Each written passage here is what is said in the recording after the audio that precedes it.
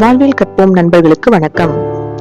இன்னைக்கு நம்ம பார்க்க போற கதை அவளது கிரீடம். காலையில 5 மணி. ஊரே தூங்கிட்டு இருக்கு. ஆனா சமையல் கட்டுல ஒரு மெஷின் மாதிரி சுழந்துட்டு இருந்தா கவிதா.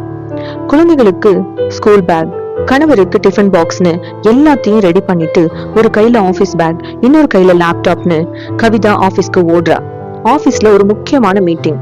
அந்த கஷ்டமான ப்ராஜெக்டை யார் எடுப்பீங்கன்னு பாஸ் கேக்குறப்போ எல்லாரும் தயங்கி நிக்கிறாங்க. ஆனா கவிதா மட்டும் தைரியமா முன்னாடி வந்து நான் பண்றேன் சார்னு அந்த பொறுப்பை ஏத்துக்கிறா. ஈவினிங் சோர்வா வீட்டுக்கு வந்து அப்படியே சோஃபால சாயிரா.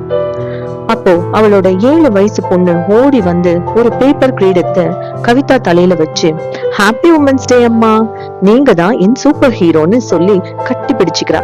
கவிதாவோட அத்தனை டயர்டும் அப்படியே காணாம போயிடுச்சு.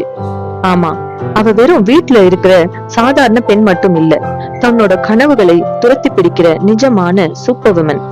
ஒவ்வொரு பெண்ணுக்குள்ளயும் ஒரு சாதனையாளர் இருக்காங்க. அவர்களை கொண்டாடுவோம். அனைவருக்கும் இனிய மகளிர் தின நல்வாழ்த்துக்கள்.